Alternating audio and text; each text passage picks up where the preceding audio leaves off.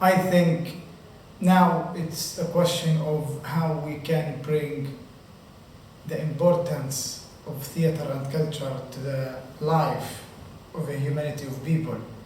I think theater and arts in general, it went to a place where contemporary artists try to make new ideas, make theater in a big way, and we forget the basic idea why art come, why theater come.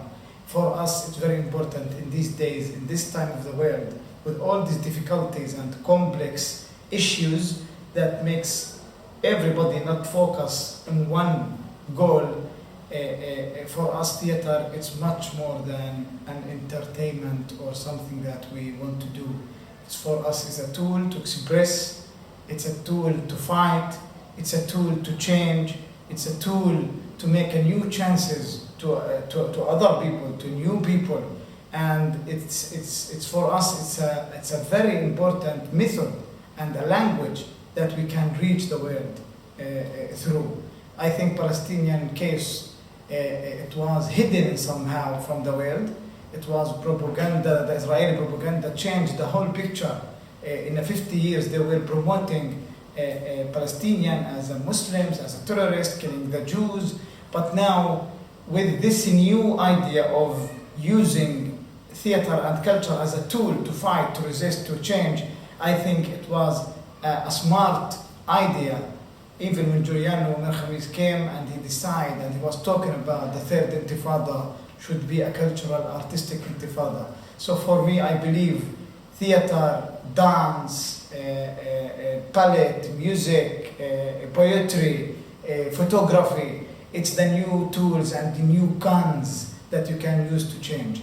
It's an international languages, everybody can reach you, everybody can understand you, and that's the challenge actually, how to keep using a peaceful, beautiful, nice international tools that no one can accuse you as a terrorist or violence or okay, so we want to go in the same way. We will use these ways. And if you kill me then, because I'm an artist, then here's the question.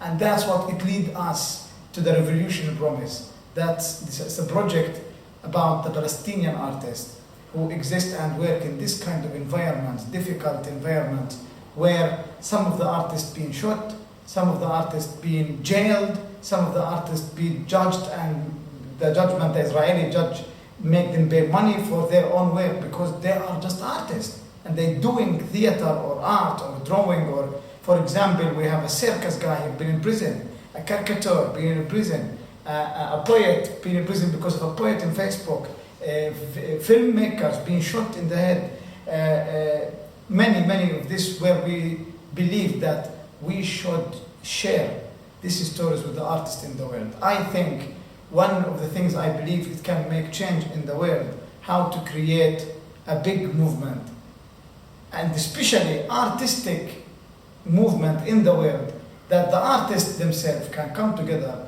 and then they can fight, help any artist in the world who facing censorship or control or prison or freedom of speech. Because I think if artists do not stand with each other, then who's going to stand with us? And for sure, we all know the artist is the most sensitive, let's say, category in the community, and we need to offer and protecting their freedom and space to do their work and to express themselves. So today, I say, after a long experience in Palestine and outside Palestine, it's not easy to find a goal that you want to find or spend your life for. And somehow, yes, I'm lucky I find that to fight for what I'm fighting, for what I want to change in many different levels, as a politically or socially, but still is not easy.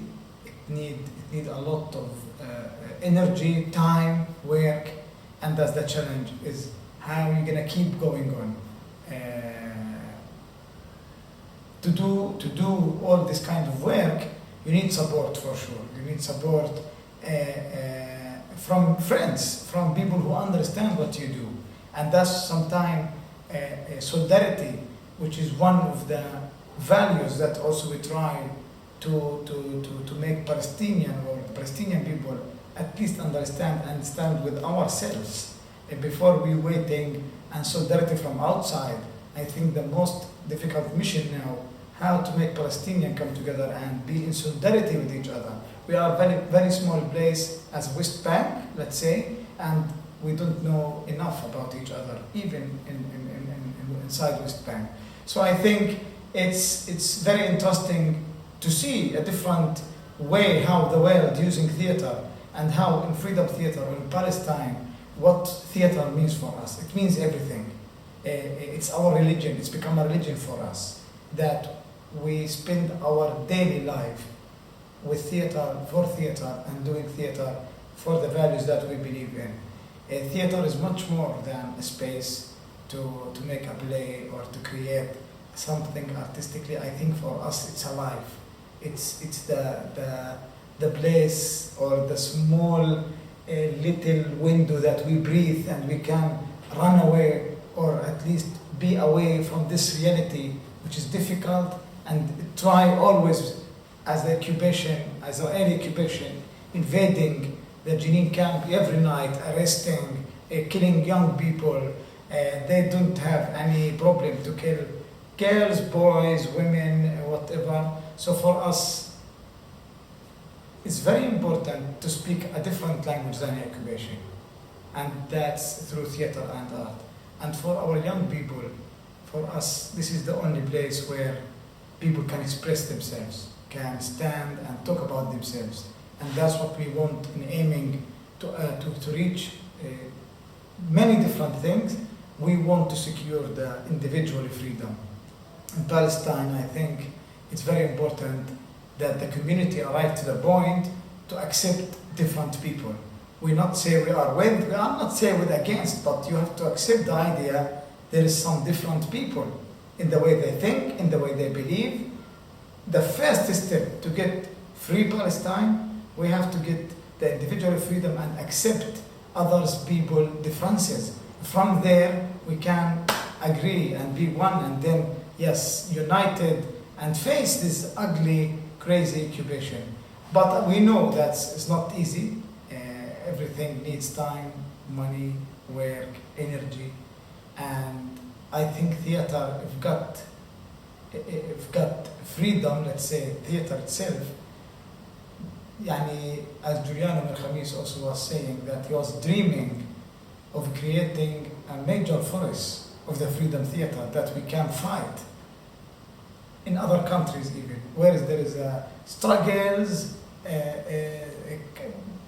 problems, we can face them with theater, we will move there. So he was dreaming, after we free Palestine, we will move to another place, to another country, that the people facing the same issue of censorship or occupation or colonization or oppressing, we will move to Afghanistan, to China, to Uganda. That's the dream. But yeah, it's for sure, it's not romantic.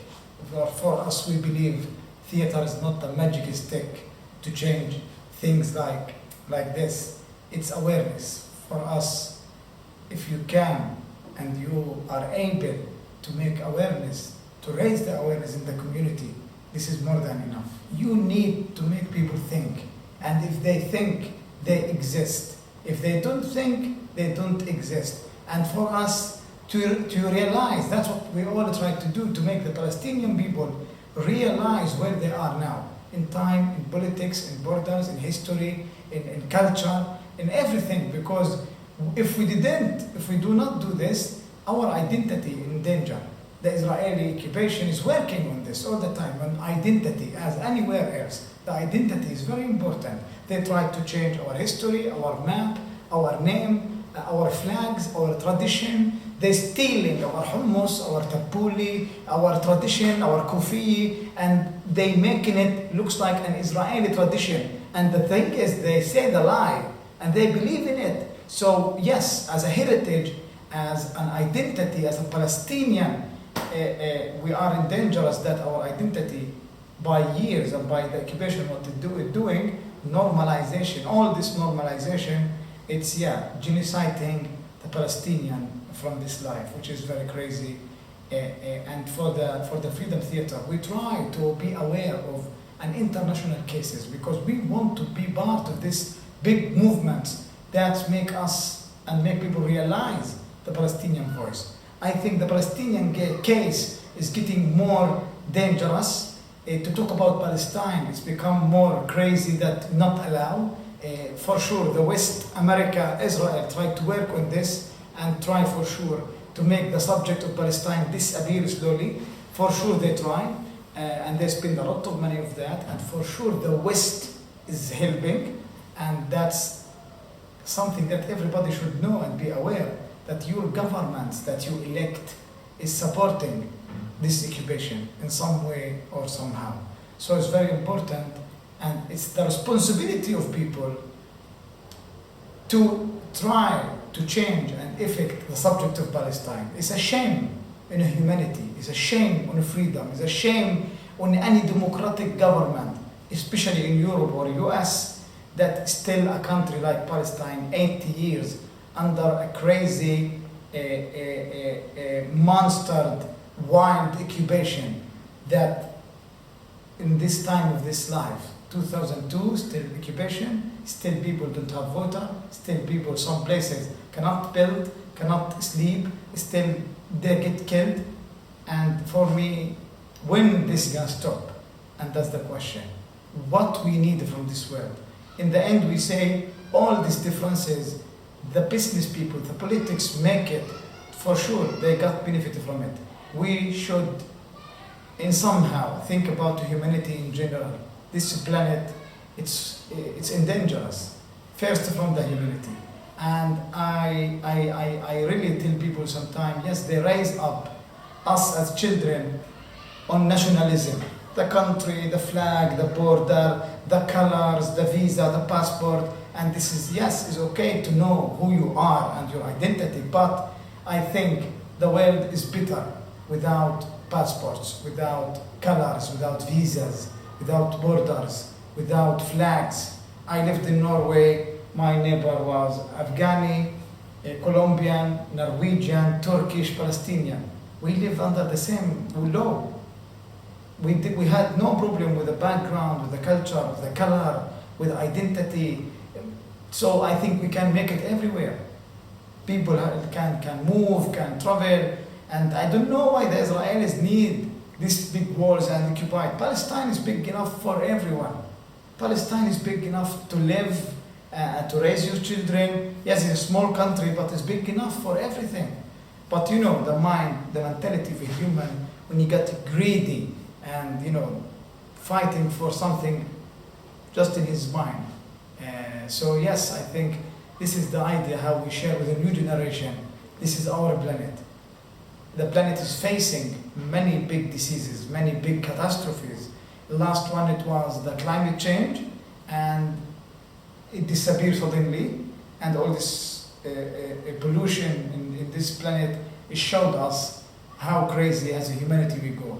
So Palestine, in 100 years, if this continues, it will be a desert, because the Israelis suck the old water, taking the old water, all the wheels, and then imagine, I'm telling them, whatever you do now, not us, not you will be here. If we don't take care of this land, of this planet, it's much bigger than you and me. Now, we try to raise responsibility for the humanity. Come on.